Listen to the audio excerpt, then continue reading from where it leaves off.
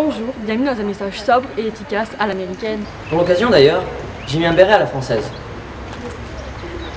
Oh, j'ai un porte-clés Tour Eiffel tricolore. Voilà, ça fait 20 ans qu'on entend qu'il est temps de prendre soin de notre planète et de l'environnement.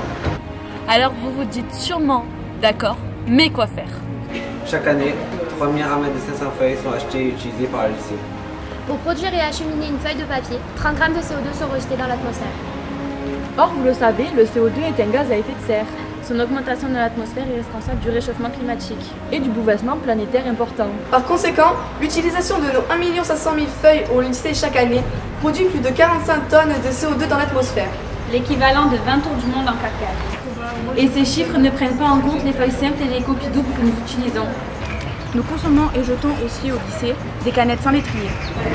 Les chercheurs estiment qu'une tonne de canettes recyclées représente 9 tonnes de CO2 rejetées en moins dans l'atmosphère.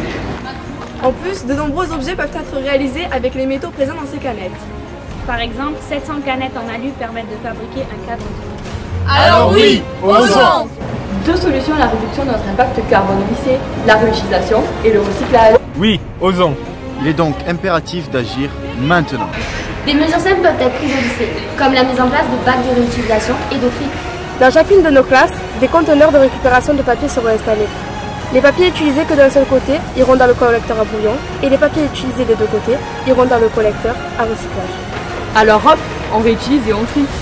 À la cafette, une poubelle spéciale canette sera mise en place. Et les STI sont en train de fabriquer un compacteur à canettes pour augmenter le nombre de canettes qui pourront être mises dans le collecteur.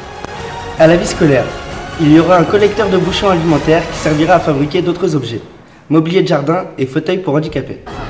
Alors évidemment, certaines diront « ce n'est pas mon combat » ou « je ne trie jamais les déchets ». Franchement, c'est un principe nul de dire je ne trie jamais mes déchets. Je ne trie jamais mes déchets.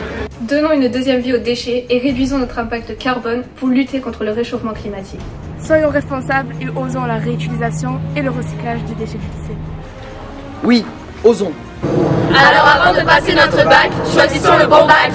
De tri!